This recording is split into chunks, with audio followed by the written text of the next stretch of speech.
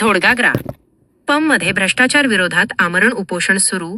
तालुक्यातील झोडगा ग्रामपंचायतमध्ये भ्रष्टाचार विरोधात वारंवार तक्रार करून देखील सुद्धा आतापर्यंत कुठल्याच प्रकारची चौकशी व कार्यवाही न झाल्यामुळे टायगर ग्रुपचे अध्यक्ष पियुष चव्हाण यांच्यासह 7 जणांनी 13 ऑगस्ट पासून उपविभागीय कार्यालयासमोर आमरण उपोषण सुरू केले आहे.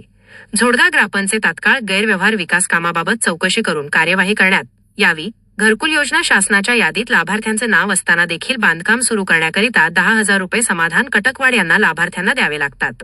सन 2023 ते 2026 मध्ये मंजूर झालेल्या घरकुल योजना लाभार्थ्यांना 50% घरकुल अद्यापपर्यंत मिळाले. नागझरी खुर्द ते नागझर बू रस्ते, नाल्या व स्वच्छ खड्डे कागदोपत्रीचं कामे पूर्ण झालेली आहेत. गट ग्रामपंचायतमध्ये 80% ग्रामस्थांनी घर टॅक्स भरणा केला असून कुठल्याच प्रकारचे रेकॉर्ड नाही. नागझरी खुर्द येथील सार्वजनिक विहिरीमध्ये कुठल्याच प्रकारची स्वच्छता नसताना देखील कागदोपत्रीच विहिरीमध्ये ब्लिचिंग पावडर टाकण्यात आलेली आहे. यासह अनेक मागण्या आहेत. आमरण उपोषणामध्ये पियुष चव्हाण, पवन साबळे, अनिल साबळे, रवींद्र मंझा, सीताराम चव्हाण, विनोद साबळे, विनोद तित्रे, अंकुश मंझा यांनी उपोषणामध्ये सहभाग घेतला. महाभूमी डिजिटलसाठी अनुप गवळी, खामगाव. झोडगा ग्रामपंचायत भ्रष्टाचार संदर्भात आम्ही वारंवार विस्तार अधिकारी यांच्याकडे तक्रार दिलेला आहे, आयुक्त साहेबांकडे तक्रार दिलेला आहे, तसेच बुलढाणा सीओ यांच्याकडे सुद्धा तक्रार दिलेला आहे. वारंवार तक्रार करून सुद्धा स्मरणपत्र देऊन सुद्धा उपोषणाची पूर्व सूचना देऊन सुद्धा अद्याप दोषीवर कुठल्याच प्रकारची कारवाई झालेली नाहीये. कारवाई न झाल्यामुळे गेल्या 2 दिवसापासून इथे आम्ही आमरण उपोषणासाठी बसलेला आहे.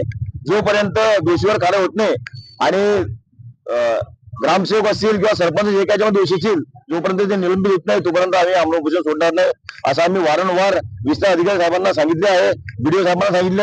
अद्याप त्यांनी कुठल्याही त्याच्यामध्ये ठोस निर्णय हा घेतलेला नाहीये. त्यामुळे आम्हाला नाही याचा आता आमरण उपोषणासाठी इथं बसावं लागलेलं आहे.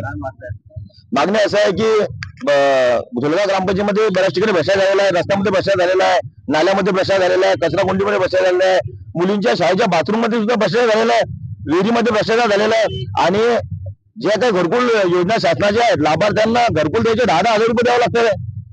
वारंवार तक्रार करून सुद्धा अजून शासनाला जाग येत नाहीये. त्यामुळे आता आम्हाला रस्त्यावर उतरल्याशिवाय दुसरा पर्याय नाहीये.